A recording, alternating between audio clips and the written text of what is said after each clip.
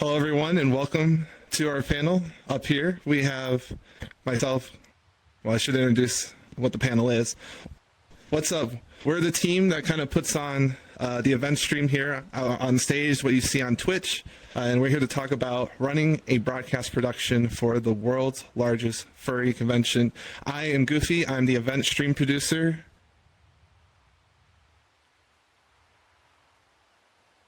I am Texel. I am the Udon scripter on the creative team and a camera operator for the stream team.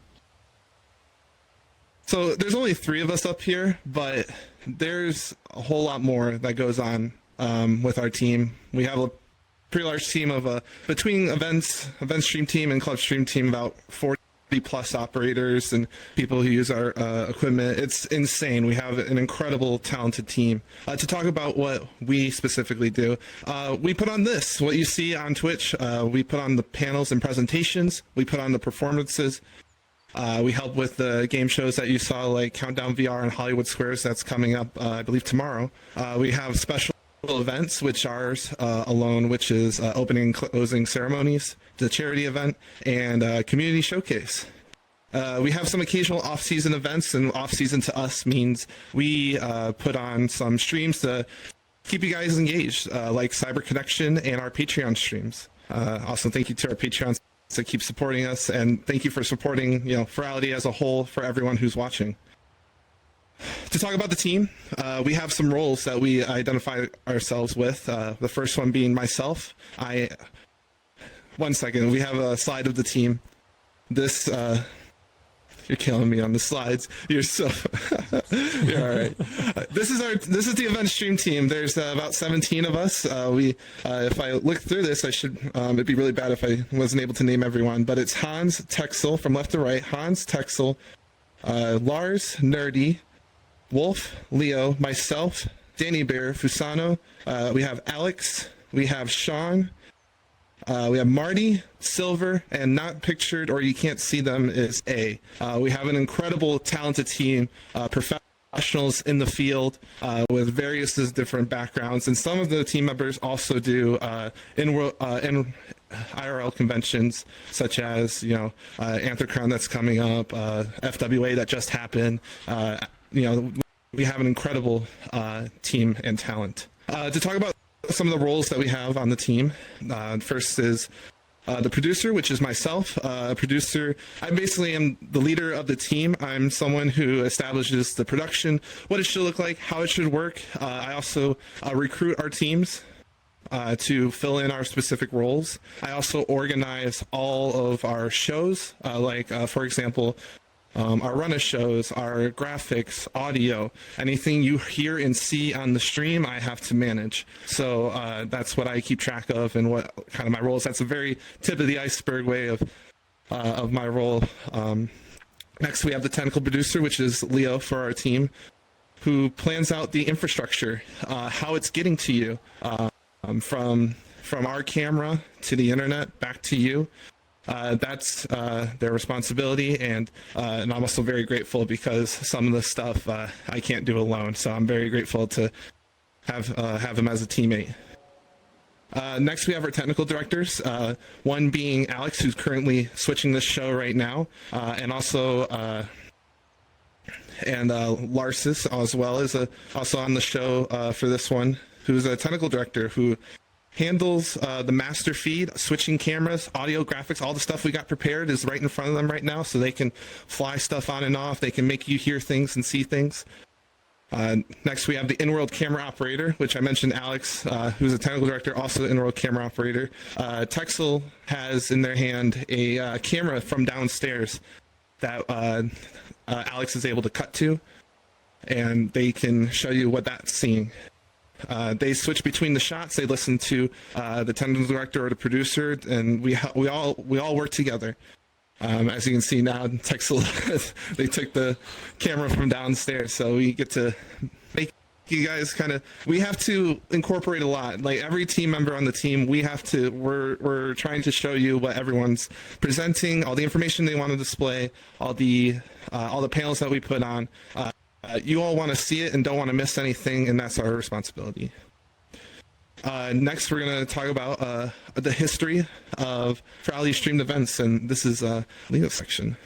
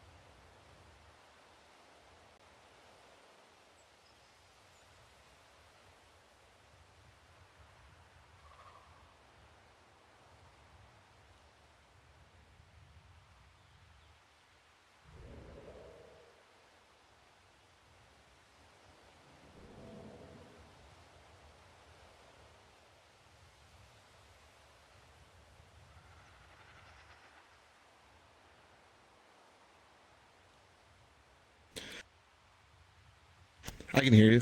It sounds like we have a technical difficulty.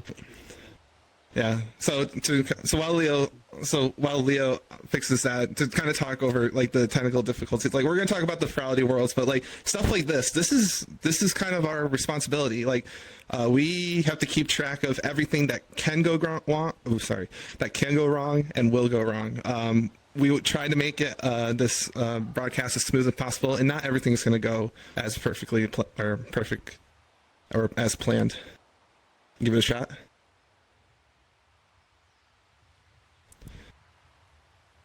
Waiting on a call.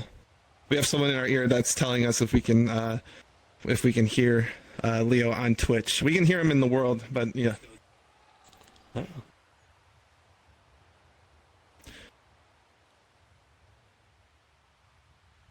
We're gonna give Leo just a second here. Appreciate you guys, those that are tuned in.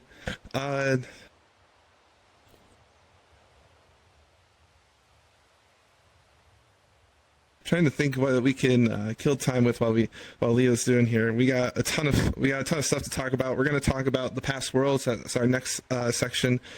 We're going to talk about. We're going to take it later in the panel. We'll take it backstage to show you what the control panel looks like and how it operates. That will be super cool. Texel built that system, and they'll talk about that a little later. As well, we'll talk about the technologies we use. Not everything is done within VR chat. We use some industry-grade stuff to help us deliver the video and audio to you guys. We're going to talk about our usage of AWS. We're going to talk about how we use virtual machines. We'll also talk about our new thing this convention. We're using VR CDN as our last mile. So that'll be a fun quick talk because that's new to us. That's how you guys are watching Club Fin right now. That's how you're watching us. After it gets through our switcher, which is where the video goes into, and then when it pushes out, it goes to VR CDN's service and gets to you guys. And then we'll take Q&A at the end, and we'll show you behind the scenes. We'll also show you vMix through screen share. We're excited to show you a bunch of stuff because a lot of this happens behind a curtain. All right, there Leo goes. All right. Let's see here. Let's skip ahead because you have some stuff to say about Luma sure. Festival. Hold on. The next one is Furality Luma.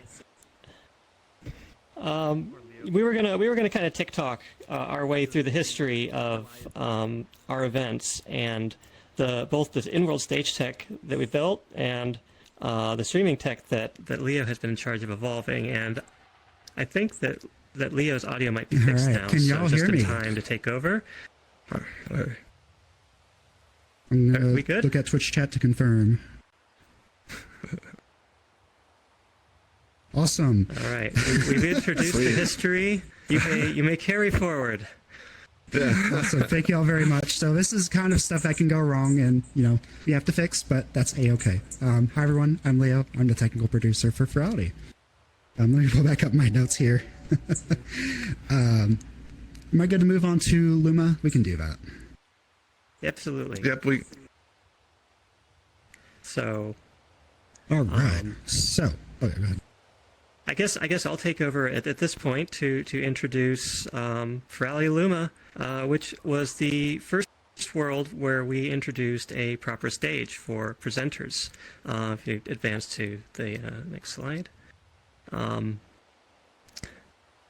So you saw a previous slide of Naito on a stage with a nice screen and a presentation, and it was a great presentation if you were there to see it at Furality 2000. But they put that together as sort of a way to bring multimedia into their presentation, and that was the prototype of what we brought into Furality Luma and have continued to iterate on all the way through today with Furality Sylva. So that was one of the core pieces of our new stage at Furality Luma. We also introduced the first version of our camera system operated by in-world camera ops like me or Alexx or Nerdy or Fusano or any of the other cam ops on the team in a backstage. We had a very primitive backstage. And those two things sort of formed the core of tech for Luma, our first foray.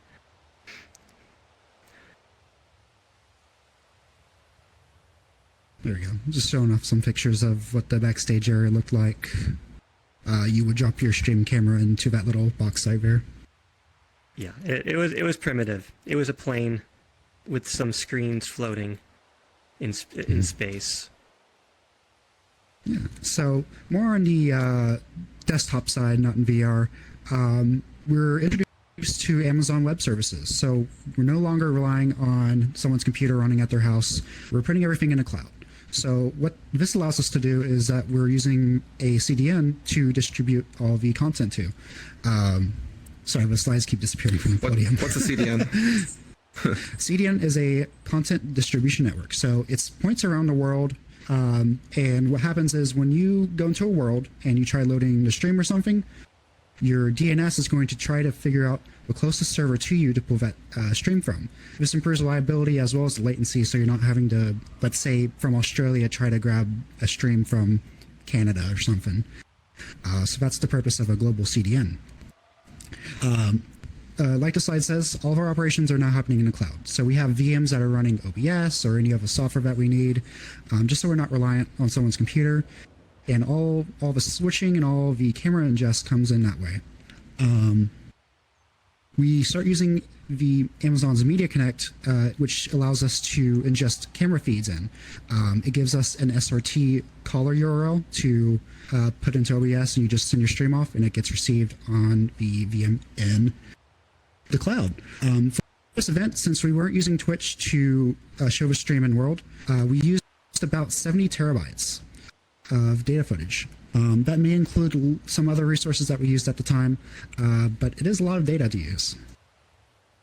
Moving on. Oh, yes. So this is a flow chart of how things worked. So we used Media Connect to bring in all the streams in. That would just go into OBS. Then something called Amazon Web Services Media Live. What that does is it transcodes the footage into a few formats. It could be just 1080p, 720p, or if you want to stream somewhere else. So we also use that to restream to our Twitch page. Media package converts that stream into something that we can view. In that case, I think it was an HLS stream that then got distributed to a CDN that people could watch in world. Moving on Before you to move on, Furry Legends. Before you move on, I just want to touch on transcoding because we only output one feed. How are we sending two more different resolutions. We output 1080p at 30 frames. Yep. So we just send them. We just send the machine one 1080p stream, and it just converts it all for us as we need it, and gives us a few URLs that we can watch the stream live in. All right.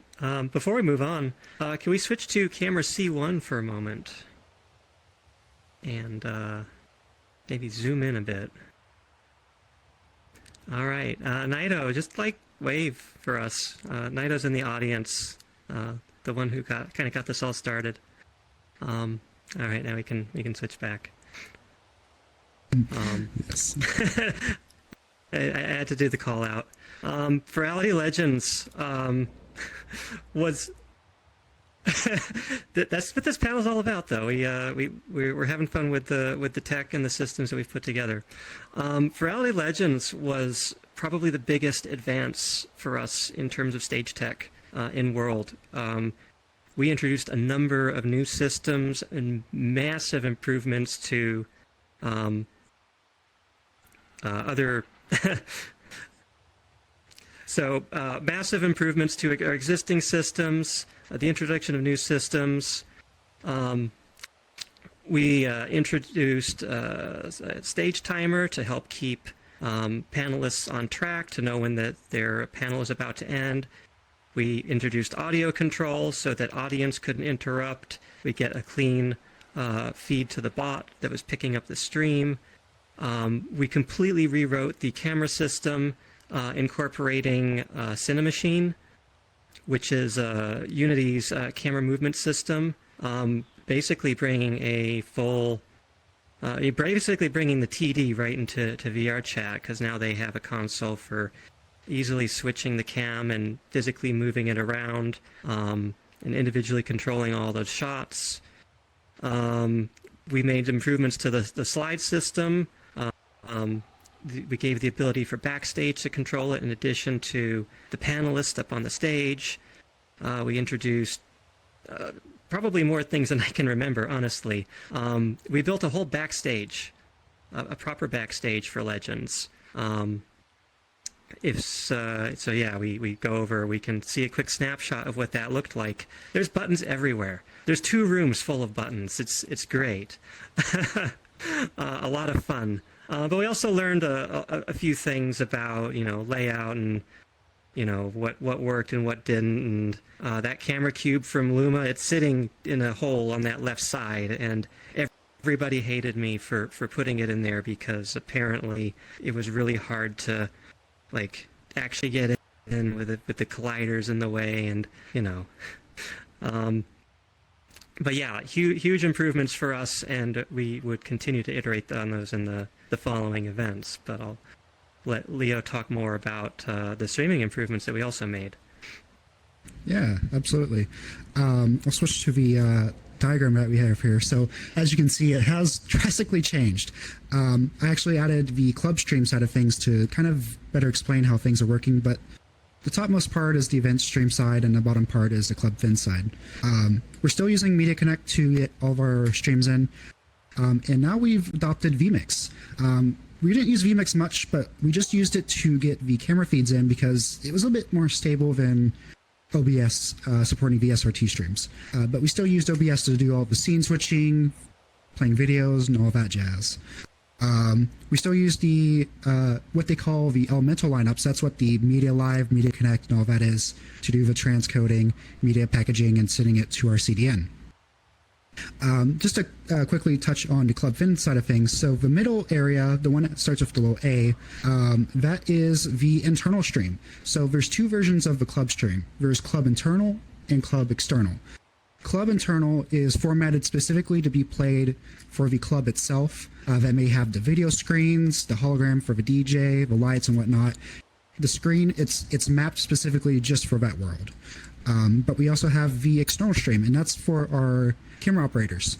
We started capturing the camera footage from that event that we would mix and upload it to our YouTube. We also sent that feed to Mixcloud, I believe.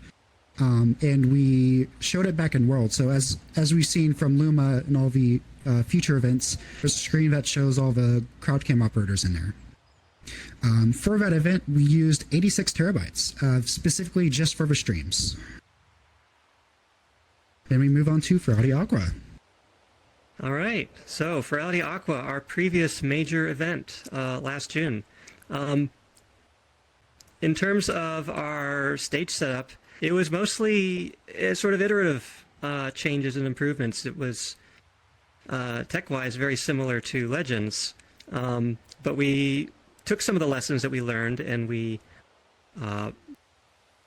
basically built a new room to optimize for a camera operator and stage manager workflow versus what we had with a single operator trying to fill all the roles and running back and forth, especially if something went wrong. And we sort of adopted this like pilot co-pilot model where the camera operator would have their own zone and the stage manager would have their zone. But if something went wrong, the most important things were also available to the operator, so they didn't have to go running across the room. And so you can see the whole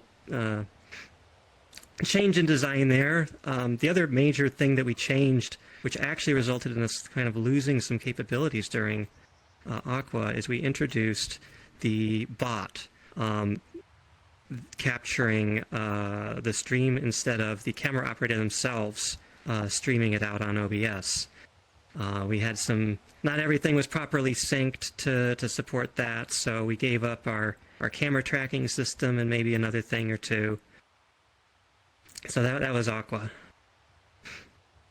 Oh, and I guess another thing that we introduced was the concept of the overlays to better try to incorporate slide information with sort of a representation of the speaker as well. Yeah, to step in here about like our overlays and design, they're important.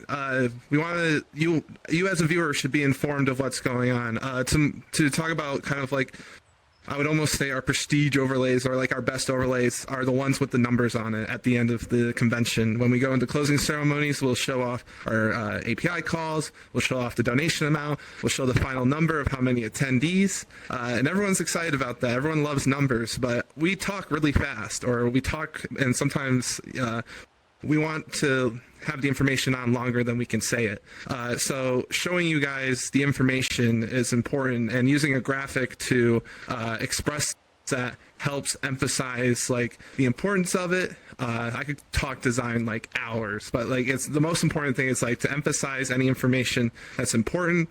Make sure you guys stay informed while we're talking about it, and support the presenter or the host that's on stage as well. That's why, like, maybe at the start of this panel, I didn't see it in our program or in our return feed, which is up there, but if they flashed it, you would say our names so that you know who we are without saying our names.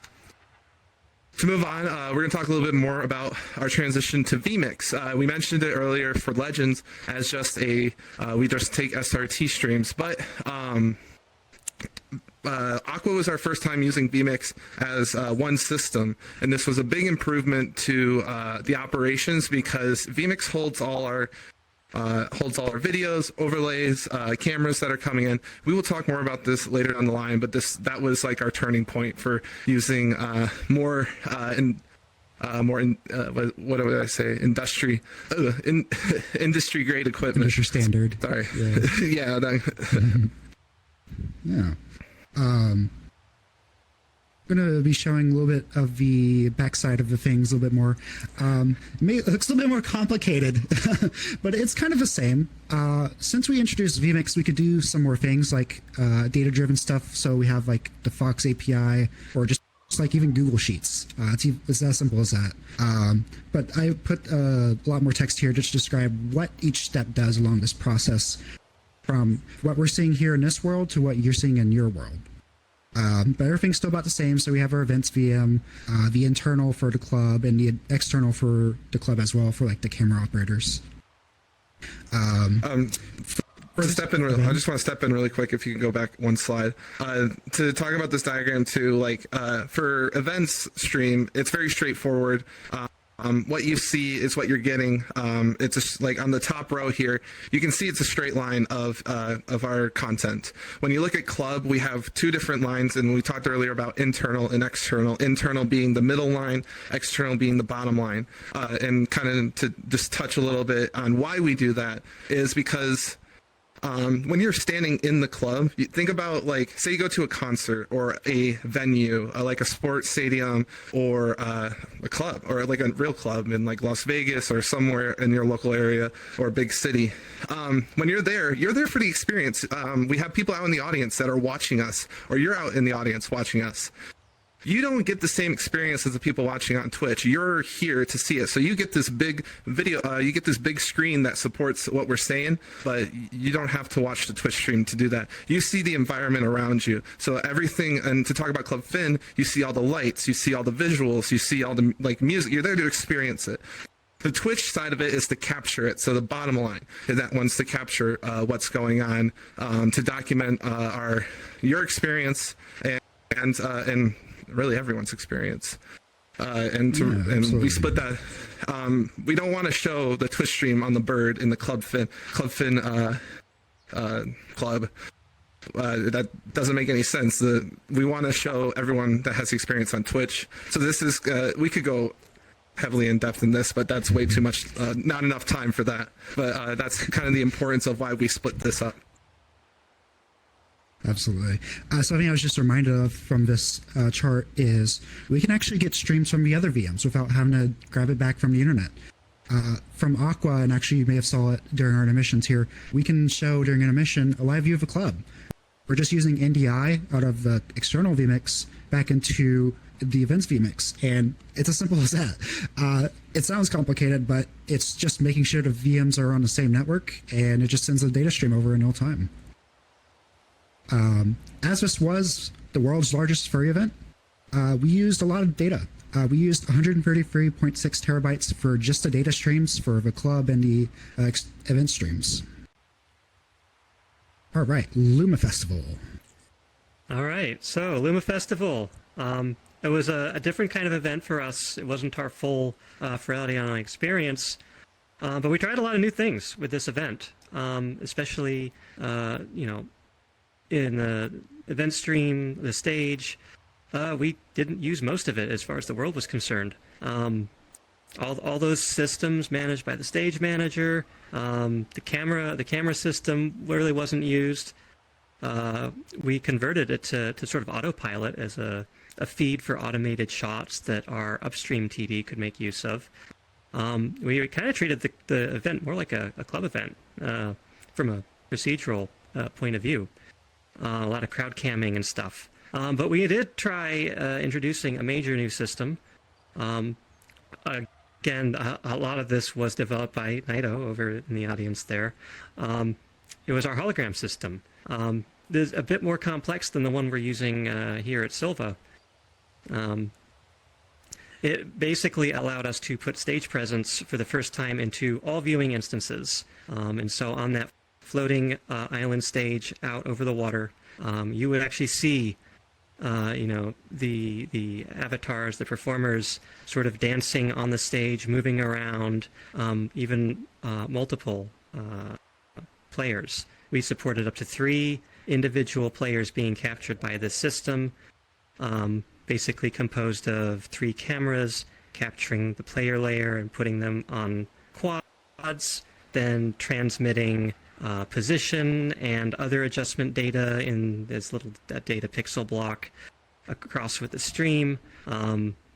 We had to separate out like the color data from the alpha data, quite a bit of pulling apart and putting back together, and the end result ended up being pretty incredible. Very convincing for a lot of the performance. So that was pretty cool to try out. And let's see, have anything else to say on that? I guess not so much. Oh, nice. I'll let you tell us more about how we handled all that on the streaming side. Yeah, absolutely. So, as I was mentioning, we used a lot of data. We used 133.6 terabytes for just the data streams for the club and the event streams. We can actually get streams from all viewing instances. Absolutely. I don't know if you wanted to show off the control room. Oh yeah, this is a clip of the backstage from there where we got the camera system off to the side that's in its autopilot mode, and then we have the configuration for the hologram system there. We got some preview screens kind of showing off. The upper one is the raw data map, which is always fun. But yeah, we're for all these systems, we have a nice complex way to control it in the back. Absolutely. So, as this wasn't our traditional convention layout, we had to do things a little bit differently. We had a dual stream setup. We essentially ran 2 productions at the same time for this event, the external broadcast and the internal broadcast. The external broadcast was for those who were viewing the event outside of VR or not in the stage world. So this would be either on Twitch or probably the YouTube VODs.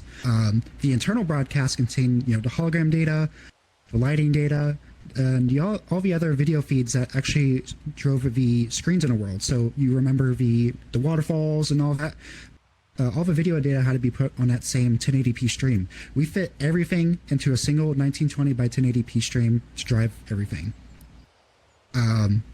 With that, we also introduced VRSL and VJs being able to drive those screens. VRSL is VR stage lighting, which allows us to set up lighting fixtures around the world that can actually be DMX controlled. We also had several projection mapped areas that the VJs could put content on. Mentioning VRSL, we're actually using that in a club. So if you visit Club Fin for Sylva, you're going to see awesome lighting by our awesome LDs and VJs. First event, we did use a bit less data. It was only 77 terabytes. We have to keep in mind that we only really had one stream going to the world. We didn't have, our normal 3 or 4 streams, for club, club internal, external, and whatnot. But here's how the workflow kind of worked. We had the bot cams that captured the camera system and one that captured the hologram data. Same thing for our performers. That all came in through our Media Connect system, which brought in all the cameras in, and then that passed it on to 2 vMix instances, one for external and one for internal. For this event, and starting at this event, we actually separated out the OBSs just so we don't put additional encoding load onto the vMix, make sure it isn't falling behind. These VMs are pretty powerful. The one we're on right now has 64 gigabytes of RAM, so that should be plenty, but resources can sometimes be limited. You are working with a lot of data. We continue on with the Elemental lineup with the Media Live, Media Package, and whatnot. Just a small note here, we also tried out a camera recording DVR, so that way we could actually record the camera operators' feeds in a cloud, so we didn't have to rely on them recording it locally. For the DVR system, one of our team members, the club stream producer, Roxy, worked really hard on that one, and that was a really good trial. That was a really good, I don't want to say trial run of in a live setting, and camera. Roxy's out in the crowd with us. That worked pretty well. Unfortunately, it worked really well. It was successful for that for our Luma Festival, and continuing developments continue on.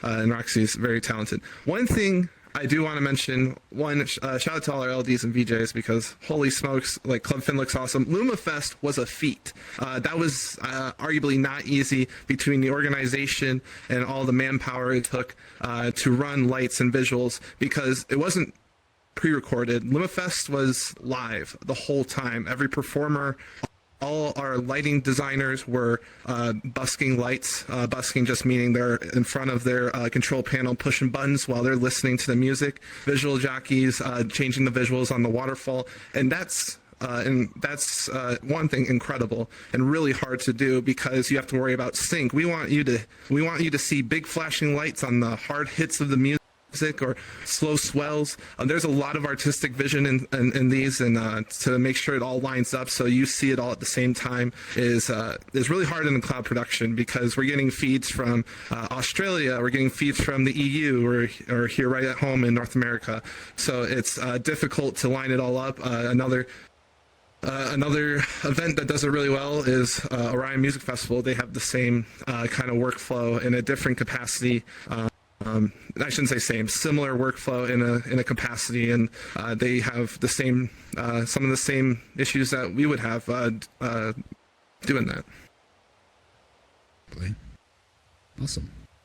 Furality Sylva, we're right here.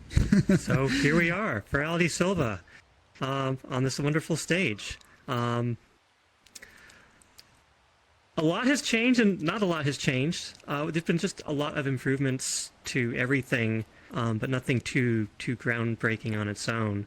But we've brought with us the holograms from sort of from Luma Falls. They're actually more like the ones we use in the club. They're a bit simpler, but they still give a pretty great effect on the stage. I'll let you throw in a few comments on our streaming side. Yeah. Don't know why. I think I accidentally left the terabytes used there. Might find out after the event. We'll see. Looks like I just captured the event side of things. So club things are still running relatively the same. Oh, I'm sorry, I read that wrong. So we simplified some things. We're still getting everything for Media Connect, getting it to the events vmix and the club vmix, but we expand on the encoders that we're using. So we essentially have one big VM that's encoding everything that gets sent out to all the streams. But something that we've adopted this year is VR CDN. They are a CDN built for VR and VR related events. The benefits of this is, oh, I had some notes on this. I wonder if they went. There are a few benefits with this. They have reduced latency, so that's a really nice thing to have. While it's not a huge factor for running our event, it's nice to see, you know, when I'm looking at my return feed for things to come back relatively quickly. I think we went from 40 seconds to what leaves vmix down to about 4. Just to kind of show the drastic change of that. To express some like emotion towards that, like I've been fighting hard behind the scenes to get rid of this, like when for like Luma Festival and for Aqua, especially for the club side of things, because like I said, like sync is important across the cameras. You see it and hear it. We want you to have a great experience when viewing it. And I was fighting hard, researching hard to see how we can get rid of that. It was a very hard uphill battle. And then now we are with VR CDN from what was like 45 seconds before you saw your feed to now about 5 or 4 in the club. Because if you go to the club right now, or even if you're in it right now and just listening in, if you see a live cut, that cut happened like 3-4 seconds ago, instead of waiting 45 seconds to see it on the left wall. Yeah, absolutely. It's a wonderful addition to our streaming stack. I think we're going to move on to something special. This is going to be a little bit weird for those watching the stream, but I'd like to invite everyone backstage. We'll have to coordinate with our folks in our ears. Oh. Could you switch to C1 and switch the stage feed to camera? All right, so everybody should be able to see what we're gonna go check out. Lead the way.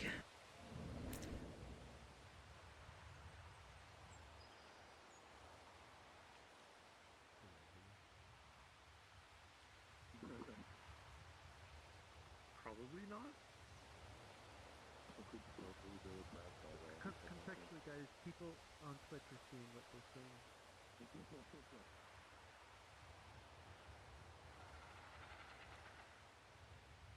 I know, we're like, wait, what? What happened? They can hear us, we just like still with the Twitch stream.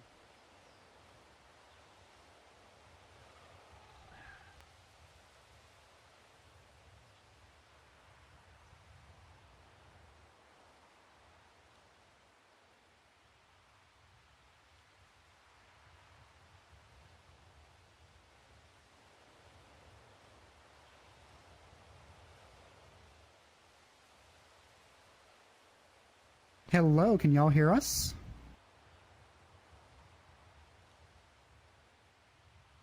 All right, just checking real quick. Awesome. So we're going to do something special so y'all can hear the audio back here because of our audio system. Oh, gotta mute my ears. But we'd like to show y'all backstage here, and I think Texel would like to cover most of it. Yeah, I'll try and make this brief for time. And we've already talked about most of the systems already, but here they are in person running this production right now. Over here we have, this whole row is basically managed by the stage manager, mostly for setup. We've got our slides selected out of all the slides and presentations for the whole weekend, with controls that are available to the manager if they need them. We have over here, next to that, our video system, which if there were videos, they would be populating that playlist.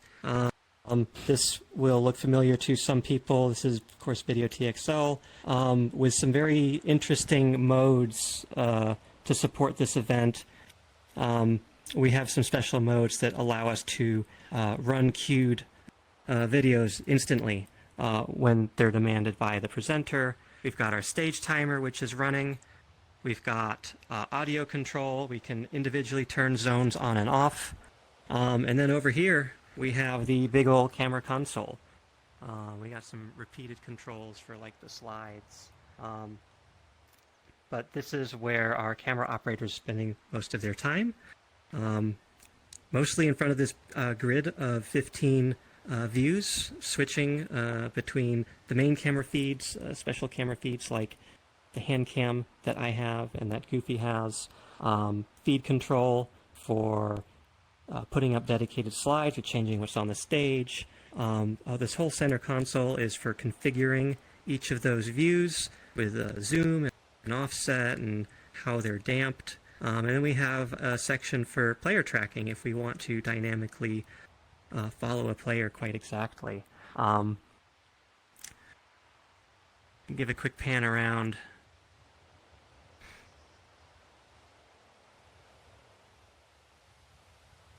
And that's our lovely bot. But yeah, that's our backstage, and I'm kind of excited to get to show it off. It's been super fun to work with. Would you say this is your child? Kind of. I mean, it's. I guess so. Yeah. But I think there's still plenty we want to talk about in terms of our streaming tech. So we should run back on stage and hand it back to you. Let's do it. We'll get our lovely bot back in its shader box and we'll go back up on stage.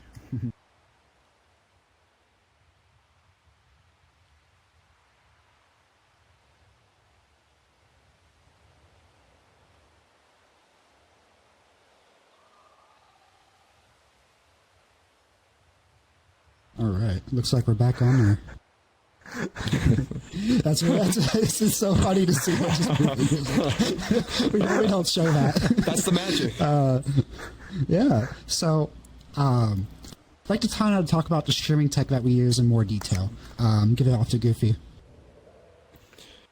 For sure. One of the technologies we use, I mentioned it earlier, we use vMix. vMix to us is nearly the heart of the production. All the feeds that we mentioned go there. Everything from camera feed, Club Stream uses it as well. Every camera you've seen has to touch vMix. It's our vision mixer. It holds all our graphics. It holds all of our ingest. It does our recordings. And OBS records as well as a redundancy. And streaming as well. So when you watch like CyberConnect or the Patreon streams, we stream out of vMix. Inside of vMix, there's data-driven information as well, which is very valuable to us because if you know the intermission screen and you see the schedule there, there's not someone making a graphic for every hour and it switches over. It's watching an API so that the text boxes can update every so often on the hour, and then the pictures also in the intermission change based on the API name. So there's one called event name, and it would say our panel. And the file name is our panel for the image, so that when that comes up, it populates that square, and then we have a really cool looking graphic that updates without anyone managing it. It's very autonomous, which is very helpful. For ingest, we like Leo mentioned, we take in SRT. We use NDI across the virtual machines that we use, so that we can see the club feed on the event stream. The event stream can see our feed, and we can share some cameras every so often. To move on, we're going to talk about Amazon Web Service. Absolutely. So this is a primarily thing I do for Furality on the event stream team, is figuring out how everything works. It's not just point A to point B, it's everything in between. Like I mentioned earlier, we do have a few services that we use, particularly Media Connect. Media Connect is what we use to get the feed that bot sees or a camera operator sees and gets it to vMix. We use SRT listener URLs, so OBS natively supports that, so we can just plug it in right there, and it shows up in vMix in about 1 or 2 seconds. We put ingest points around the world to increase reliability and allow traffic to go over Amazon's back network instead of just going over public network traffic. The VMs. So the event stream VM is where you're probably watching this off of. This is, switching between the intermission, the lower thirds, the intermission videos that we show. Everything is happening on there, and that's where it's being processed. Club External is a similar thing, where they're getting all the camera feeds in. They can show graphics or show multiple camera angles at once if they'd like to. And they recently adopted using the multicorder to save all the camera operator footage to disk. Continuing on with the club VMs, we have the encoder. So we don't encode on the same VM that vMix is running, just play it safe and make sure nothing crashes or we're not overloading something. But the encoders for the club and the events is essentially just a bunch of OBSs running. We get the NDI feed out of vMix and we pipe it into OBS using the OBS NDI plugin. And each OBS sends a feed to the club external URL from VRCDN. One sends it to Twitch, one sends it to Mixcloud. It may be the same content, just going to different places, or it may be for different worlds.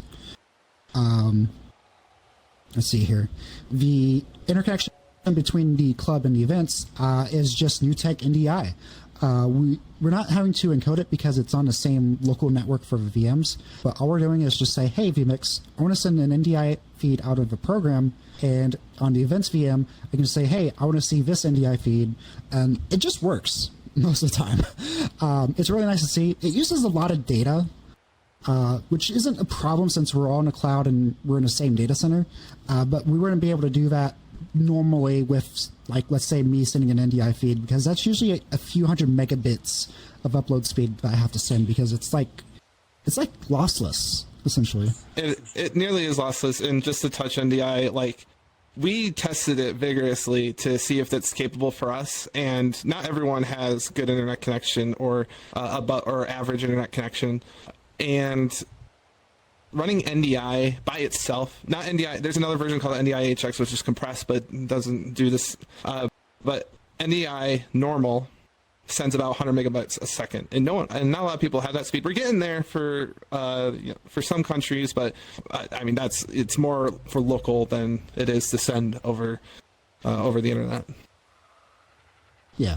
And there's a few different ways of getting video feeds, across the places. NDI is network-based, but you may have heard things like SDI, that's plugging in a cable and whatnot. But since we're all virtual, we have to use network interfaces. Just touching again on VRCDN, it's new. It's been around for a little bit, but it's new for us to be using, and we're really happy with how it's working out.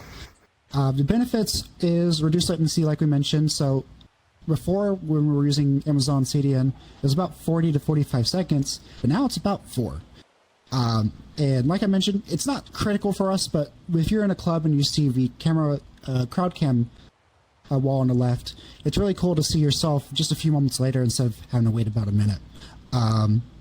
But yeah, as the name implies, it's built for VR.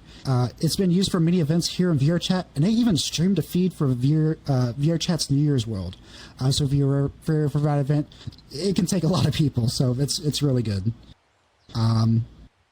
Cool. Oh, I messed up my notes. Hold on.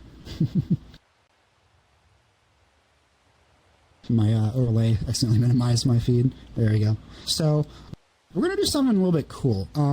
Might upset my TD here, but I'm going to screen capture what vMix is seeing to kind of show y'all around what it does.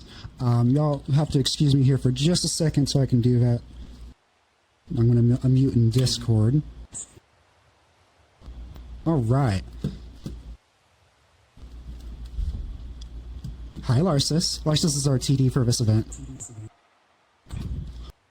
Awesome. Give you just a second. They're working out. Another thing with like organizing this is planning all this. So we knew we were going to do this before the start, and it takes a little time to tap into our vMix here, because it's not, we can't just pull it up.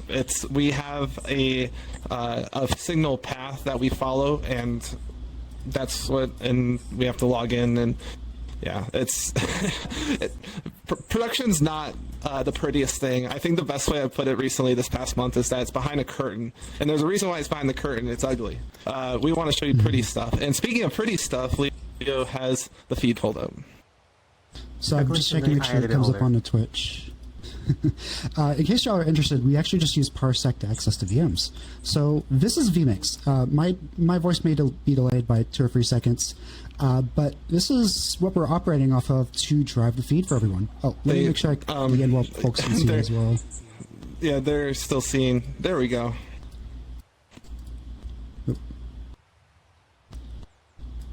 Just making sure our folks in the world can see this. There we go. We have a lot of inputs, but we can actually categorize this by a few of these tabs here. So we have a few scenes, so when we go to intermission, and I can actually show y'all without interrupting it. Just turn that off. We have a few things that we can do here. So we can stinger between these. That just shows the animation, and it cuts to, whatever it was. And we have a playlist that shows the schedule. Oh, that's not supposed to show like that. Looks a little small. But we can do things like cue the intermission videos. So that's what you've been seeing occasionally is the intermission videos. We have a list of videos that we can play thanks to the video team. It just plays and we can switch back. We have our audio playlist here. So this is the music that plays during the intermissions. All the stingers, if you want to look at them, have a few leaves thanks to the creative team. We drive the lower thirds here. So if, for example, we have Leo Fox, that's how it gets shown. We just do that to rename it whoever. Fox by Daylight is my handle. It looks like it's not formatted correctly, but that's okay. And what we can do here is we can just click that to overlay it on the stream. So we can see Goofy there. We can show all 3 of us. And it's just vMix allows up to 4 overlays at once. Then we have our outputs. So our external output is just whatever gets shown on the program feed on the right here. But we have our internal one. So if you're interested in what the screen map looks like, it looks like this. So this is what gets sent to the internal world if you're watching this in-game. The top right is the screen portion, which shows you what's behind the holograms. And the green and red section is what drives the hologram itself. So the green one is the main feed, and the red is the alpha channel, in case someone may be transparent or something. The extra screen we may occasionally use. I don't know if it's showing right now, but it's like the screens that we're hanging on the side that we can throw anything on it. So right now we're just plugging in the desktop capture, and you can see our holograms here. So I think that's enough. I'm going to give this control back to our TD here, and I think we can do some Q&A. Oh. I will before Q&A starts. Just to if it looks intimidating. Are we good? Lars is going to show the screen map from I think Luma Festival. Oh, can't do it. All right, no worries then. Goofy, sorry. Yeah, just to show it may look intimidating. There's a lot of buttons on screen. There's a lot of things to look at. It all goes into the prep. There's a ton of what we call pre-production, which is organizing all what we're going to do, what's our goals, what we're going to show. It's a long process to make this event happen on Twitch and in world. There's a ton of team members that work together. to make this thing happen, and for us to collectively bring it together and show off all the cool things we have and all the panelist information, our information, stuff we want to share. Club Fin, we want you to dance, and it takes a ton of prep. Tons of prep. Maybe unreasonable amount of prep. No, I'm kidding. But it takes a lot of time, and we're grateful to our entire team for their efforts. Grateful to our own team for. I mean, this is not I won't call this easy, because you have to fly on this. Sometimes you have to fly on the seat of your pants, and you have to roll with the punches. Technical difficulties happen. And how you manage to push through those is what kind of dictates your show, more so than having a successful show. No, I haven't been on a perfect show yet. I mean, our panel wasn't perfect. We had a couple of issues, like Leo's mic. So nothing goes right the first time, at least, and live is really hard to get perfect. And I just want to express my gratitude to our team, Furality team, for all the efforts. Awesome. I know we're a little bit close on time, so I think we can answer a few questions from Discord. There's a Discord channel open for our attendees.